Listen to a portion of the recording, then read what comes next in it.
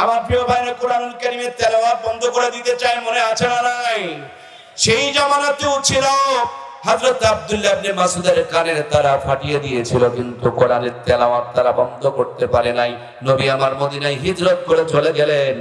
গল্প করছেন, ছোট্ট ছোট্ট বাচ্চারা শুনতেছে, আবু জেহেল নবীজিকে সবচেয়ে বেশি কষ্ট দিয়েছে। ছোট্ট দুইটা বাচ্চা, সহোদর দুই ভাই মুআজ আর মুআজ্জিজ, তারা হাতে হাত দিয়ে নিয়ত করলো, যতক্ষণ পর্যন্ত নবীর কষ্টের বদলা না নিতে পারবো ততদিন পর্যন্ত আরাম করে ঘুমাবো না। বদরের যুদ্ধের যখন ঘন্টা বেজে গেল, নবী আমার মাপকাঠি দিয়ে দিলেন। সমস্ত সাহাবায়ে কেরামরা মাপকাঠির নিচে গিয়া মাপ দিয়ে দিয়ে বদরের যুদ্ধে অংশগ্রহণ করার জন্য প্রস্তুত হতে শুরু করলেন। ছোট্ট দুইটা বাচ্চা মুআজ আর মুআব্বিজ, মুআজ একটু লম্বা ছিল, মাপকাঠির নিচে যখন আটকে গেল, আর মুআব্বিজ ছোট, একে বাদ দেওয়া হলো। মুআব্বিজ নবীজিকে বললেন, নবী আমার ভাইকে আপনি অনুমতি দিয়েছেন আর আমাকে আপনি বাতিল করেছেন, আপনি মনে করিয়েন না যে আমার ভাই আমার চাইতে শক্তিশালী। নবী গো, আমি আমার ভাইয়ের চাইতে অনেক শক্তিশালী। যদি বিশ্বাস না করেন তাইলে আপনি আমার ভাইয়ের সাথে আমাকে লড়াই লাগিয়ে দেখেন। যেমনি নবী আমার মুস্কি হাসি দিয়া বলছে, লড়ো তো দেখি, দুই ভাই একটু দেখি। যেমনি দুই ভাই লড়াই শুরু করেছেন, ছোট ভাই চোখের ইশারা দিয়া বড় ভাইকে বলছে, ভাই গো তুমি জান্নাতে যাবে আর তোমার ভাইকে তুমি সাথে নেবে না, এটা হতে পারে না। বড় ভাই জমিনে শুয়ে পড়ল, ছোট্ট ভাই বুকের উপরে বসে পড়ল। নবী আমার খুশি হয়ে দুইজনকে যুদ্ধের জন্য অনুমতি দিয়ে দিল। নবী আমার বদরের প্রান্তরে সবগুলোকে নিয়ে রওনা করলো। কাফেরেরা প্রথমে গিয়ে একটা কূপ দেখতে পেল, সামান্য একটু পানি। চিন্তা করলেন, এই পথ দিয়ে মুসলমানেরা যাবে, এই পথের কূপে যদি পানির মধ্যে বিষ ঢেলে দেওয়া হয় তাহলে বিষাক্ত পানিগুলো খেয়ে সবগুলো মারা যাবে, যুদ্ধ করা লাগবে না, ইসলামের আলো এখানেই নিভে যাবে। জোরে বলুন নাউজুবিল্লাহ। ওরা বিষ যখন ঢেলে দিলেন, পরবর্তীতে মুসলমানেরা বদরের ওই কূপের কিনারে যখন আসলেন, জিবরিল আমিনের মাধ্যমে আমার আল্লাহ তাআলা জানিয়ে দিলেন, আল্লাহর নবী তার জান্নাতি জবান থেকে থুতুগুলো নিয়ে পানির মধ্যে মিক্সার করে দিলেন। যেই পানি খেলে মানুষের মরে যাওয়ার কথা, নবীর জান্নাতি জবানের থুতু মিশার কারণে ওই কূপের নাম হচ্ছে বীরে শেফা। শেফার পানি, রহমতের পানি, বরকতের পানি, সুস্থতার পানি। আজ পর্যন্ত সেই কূপে পানি প্রবাহমান। ওই পানি খেয়ে মরে নাই, বরং যে নবীর থুতু মিশানো পানি খাওয়ার পরনে সবাই সুস্থ আর সতেজ হয়ে গেল। পরবর্তীতে আরো একটা কূপ পাওয়া গেল, অল্প কিছু পানি, লবণাক্ত পানি। সাহাবায়ে কেরামরা মুখে দিয়ে দেখে প্রচন্ড পরিমাণ লোনা। নবীর কাছে বলা হলো, নবী আমার জান্নাতি থুতু মুবারক ওই জায়গাতে মিশিয়ে দিল, সেই পানিটাও পর্যন্ত সুমিষ্ট পানি হয়ে গেল। এই প্রাণীটার নাম হচ্ছে বীরে শেফার, বীরে রোহা। এই রোহা কূপের পানি আজ পর্যন্ত প্রবাহমান আছে। আমার ভাইয়েরা, আল্লাহ তাআলা আমাকে 14 বার পবিত্র বড় হজে নিয়েছেন, শতাধিক বার উমরায় নিয়েছেন। আল্লাহ আপনাদের কেউ নেক, কিন্তু বদলে যাবেন, ঈমান তাজা হবে। ইসলামের অনেক নিদর্শন গেলে আপনি দেখতে পাবেন, ওই বীরের রোহার পানি এখনো পর্যন্ত মুখে দিলে মনে হয় ওই পানির মধ্যে নবীর জান্নাতি জবানের থুতু মিশে আছে, কে যেন মধু দিয়া শরবত বানায় রাখছে। আমার প্রিয় ভাইয়েরা, বদরের প্রান্তরে চলে গেলেন। যেই জায়গাতে নবী তাবু টানলেন, ওই জায়গাতে এখন একটা মসজিদ হয়েছে। এই মসজিদটার নাম হচ্ছে মসজিদে আরিশ। নবী আমার ময়দানে নামিয়ে দিচ্ছেন, হাতের মধ্যে দেওয়ার মতন কিছু নাই। কিছু কিছু সাহাবীর হাতের মধ্যে খেজুরের ডাল তুলে দিলেন। সাহাবায়ে কেরাম ময়দানে নেমে পড়ল। হযরত আবু বকর বলেন, সেদিন নবীজির গায়ে সাদা চাদর ছিল। আল্লাহর হাবিব এত কান্না শুরু করেছেন, নবীজির চোখের পানি দেখে আমি বুঝতে পেরেছি বদরের প্রান্তরে আল্লাহ তাআলা আমাদেরকে বিজয় দান করবে।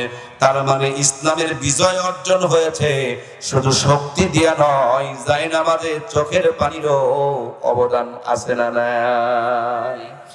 আজ আমাদের ময়দানে সংগ্রাম চলছে, কিন্তু তাহাজ্জুদের নামাজ তুলনামূলকভাবে কমে গিয়েছে। এই জন্য ভাইয়েরা, একটা লাইন দিয়ে যেমন আলো জ্বলে না, ফ্যান চলে না, মাইক কথা বলে না, জীবনের সফলতা অর্জন করতে হলে তেমনি মেহনত লাগবে। যায় না মাঝে চোখের পানি ছেড়ে দিয়ে আল্লাহর কাছে সাহায্যের দরকার লাগবে। বদরের প্রান্তরে সাহাবায়ে কেরাম রাদিয়াল্লাহু তাআলা আনহু তাদের শরীর থেকে রক্ত ঝরাতে শুরু করলেন। নবী আমার যায় না মাঝে চোখের পানিগুলো ছেড়ে দিতে শুরু করলেন। ইসলামের প্রথম বিজয় এখান থেকে সূচনা হয়ে গেল। সাহাবায়ে কেরাম বলেন, আমরা কখনো কখনো কোন কাফেরের ঘাড়ের মধ্যে তরবারি চালাবো, তার আগেই দেখি তার কাল্লাটা দুখণ্ডিত হয়ে গেছে। নবীর কাছে এসে বললাম, নবী গো, এরকম ঘটনা মাঝে মাঝে দেখতে পেয়েছি, এর কারণটা কি? আল্লাহর হাবিব বলেন, সাহাবীরা রে, তোমরা শুধু যুদ্ধ করো নাই, আমার এই জায়নামাজের চোখের পানির বদলতে আল্লাহর কোরআনে আয়াত বর্ণিত আছে, 3000 মতান্তরে 5000 আল্লাহ ফেরেশতা অবতরণ করিয়েছে। এই ফেরেশতাগুলো যেই পাহাড়ে নাজিল হয়েছে, অনেক বড় বড় উঁচু উঁচু বালুর পাহাড়, এই পাহাড়গুলোকে জাবালে মালাইকা বলে। প্রিয় ভাইয়েরা আমার, বদরে খুনসান লড়াই শেষে যখন লড়াই চলছে, এই ছোট্ট দুইটা বাচ্চা মুআজ আর মুআব্বিজ হযরত আব্দুর রহমান ইবনে আউফ রাদিয়াল্লাহু তাআলা আনহুর সামনে এসে বলেন, চাচা গো, কোনটা আবু জেহেল যিনি আমার নবীকে সবচেয়ে বেশি কষ্ট দিয়েছে?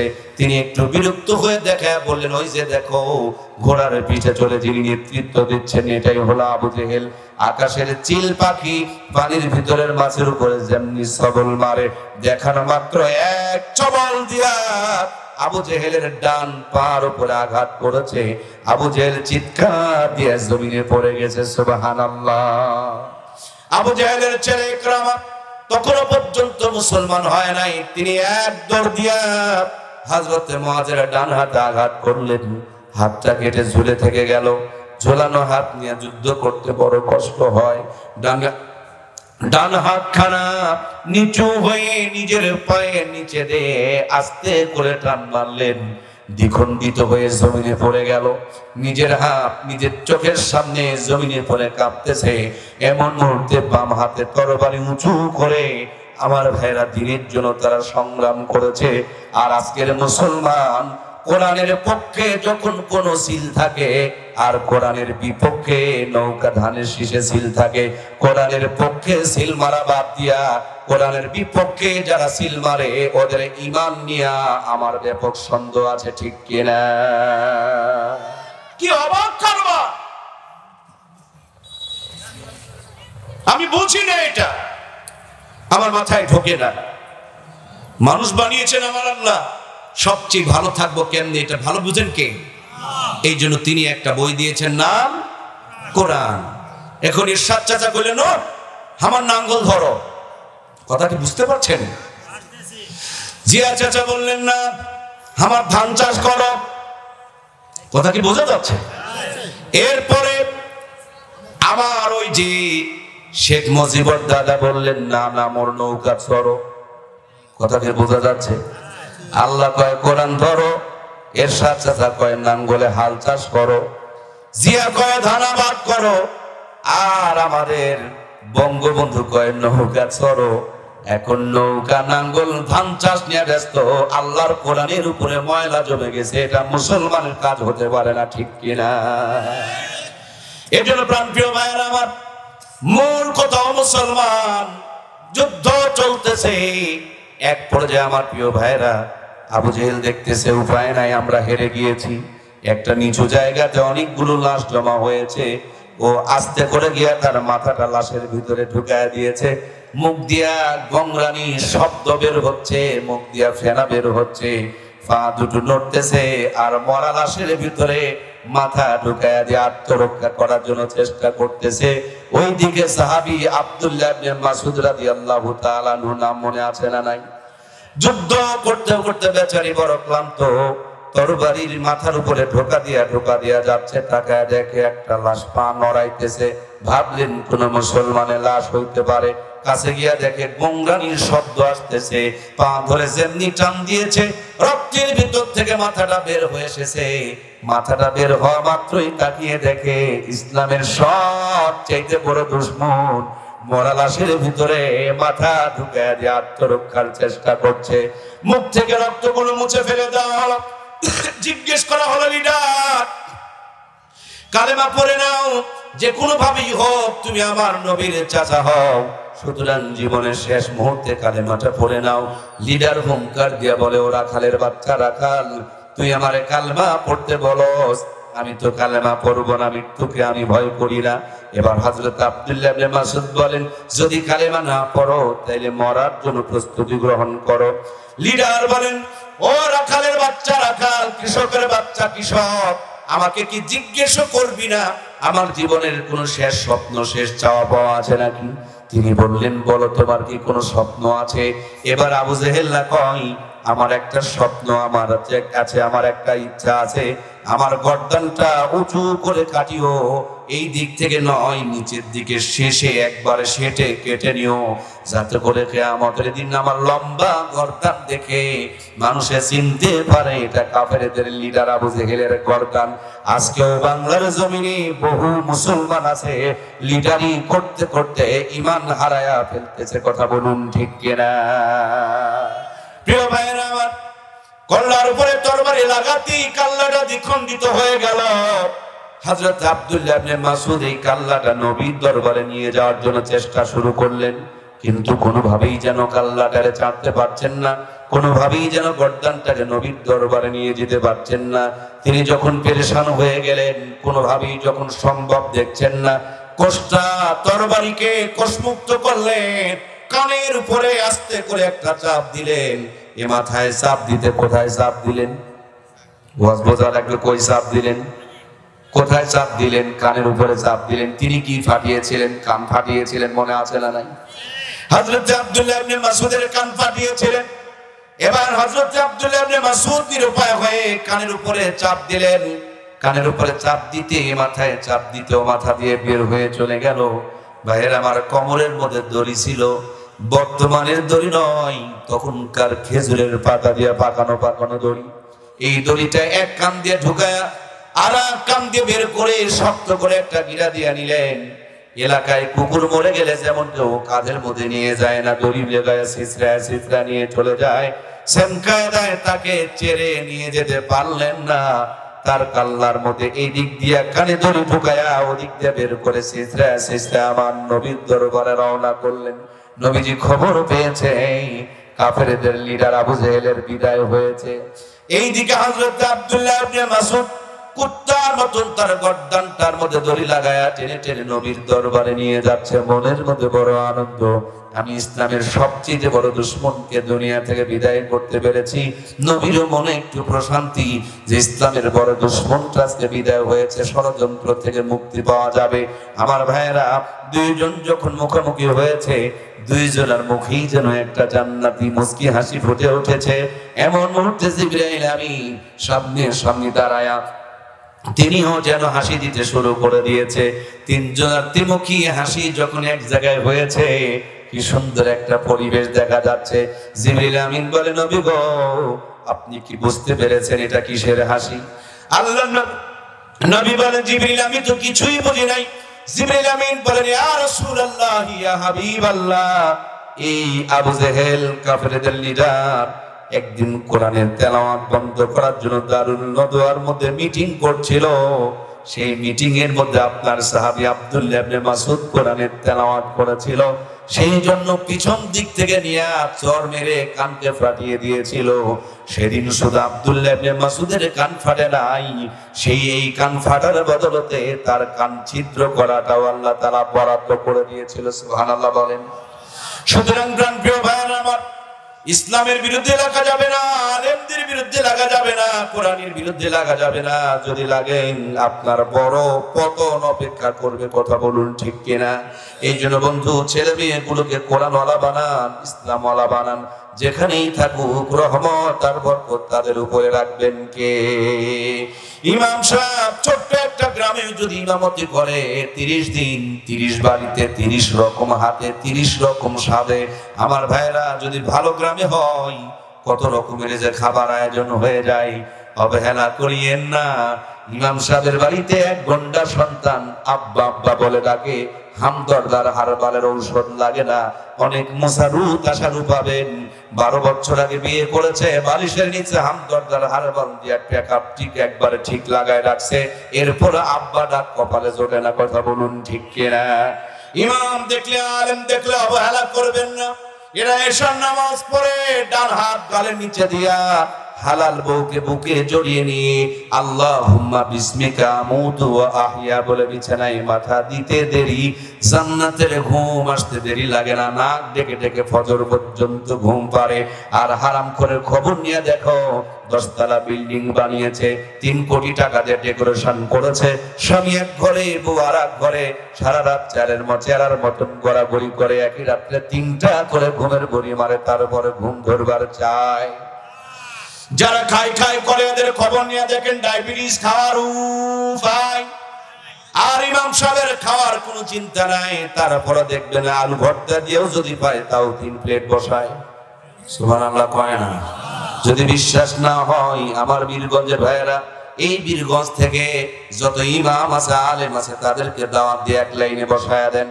আর যতগুলো সুদখোর ঘুষখোর জুয়াচোর বাটপার সিটার 2 নম্বর মদখোর তাসখোর গাঁজাখোর, এক কথায় যত বড় বড় পাকা পাকা হারামখোর আছে এদেরকে আর এক লাইনে বসায়া দেন। আলু ভর্তা দিয়া হোক আর ঘাঁটি দিয়ে হোক আর ভাজি দিয়া হোক, খাবার প্লেটটা সামনে দিয়ে দেন। ইমামেরা চোখের পলকে 3 প্লেট টেনে ফেলবে, ওরা হাফ প্লেট লিয়াই নাড়াচাড়া করবে। কথা বলুন ঠিক কিনা?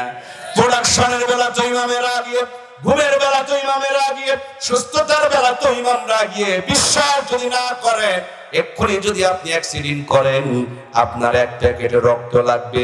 একজন ইমাম সাহেব দিতে চেয়েছেন আর একজন ডালখোর দিতে চেয়েছেন। বাস বোঝা যাচ্ছে? ডালখোরেরটা তো নিবেন, কথা বল না কেন রে ভাই? ডালখোরেরটা তো নিবেন না, কারণ ইমামের রক্তই পিওর রক্ত। কথা বলুন ঠিক কিনা? এই জন্য প্রিয় ভাইয়েরা, আমার মূল কথা, এই কোরআন যার সিনায় থাকবে, এই কোরআনের সফটওয়্যারটা যার মেমোরিতে থাকবে, সে যেখানেই থাকুক তাকে সুখে রাখবেন কে? এটা এমন একটা ম্যাগনেট, এমন একটা চুম্বক, এমন একটা পরশ পাথর, যেখানে যার সাথে লেগেছে সব জিনিসের মান বেড়ে গিয়েছে। অল্প কিছুদিন আগে কুড়িগ্রামে গিয়েছিলাম, বন্যার সময় কুড়িগ্রামে গিয়েছিলাম, আলেম ওলামার গ্রুপ নিয়ে ত্রাণ দেওয়ার জন্য গিয়েছিলাম। আসার সময় ধরলা নদীর ব্রিজে উঠবো, শুনতে পেলাম এখানে ঘুঘু মুন্সির কবর। জিয়ারত করতে গিয়া দেখলাম এক গাছের নিচে আল্লাহর ওলি ঘুমিয়ে আছে। কবরের কিনারে দাঁড়ালেই যেন হৃদয়টা প্রশান্ত হয়ে গেল। জিয়ারত শেষ করে এক মুরব্বীকে জিজ্ঞেস করলাম, ইতিহাসটা কি একটু দয়া করে বলুন তো দেখি। আমরা তো বই পুস্তকে শুনেছি, পেপার পত্রিকায় পড়েছি, আপনার মুখ থেকে একটু শুনতে চাই। তিনি বলেন, এর নাম ছিল, ঘুঘু মুন্সির নাম ছিল মাওলানা বশির উদ্দিন। তার যখন তেলাওয়াত করতেন মাথাটা একটু নড়াচড়া করে করে তেলাওয়াত করতেন, তার জন্য বন্ধুরা তাকে ঘুঘু মুন্সি বলে ডাকতেন। ওই যে ব্রিজের পাশে যেখানে থই থই পানি পড়ছে, ওখানে গ্রাম ছিল, সেখানে তার বাড়ি ছিল। বিদায় নিয়ে চলে গিয়েছেন, নদীর পাশে তাকে মানুষজন কবর দিয়েছে। পরবর্তীতে ভাঙতে ভাঙতে গ্রামটা ভেঙে অনেক দূর চলে এসেছে। হঠাৎ করে যেদিন ঘুঘু মুন্সির কবর ভেঙে যায়, রাখাদারা গিয়া দেখে একটা লাশ বের হয়েছে। আমরা গিয়ে দেখলাম সত্যি একটা লাশ বের হয়ে এসেছে।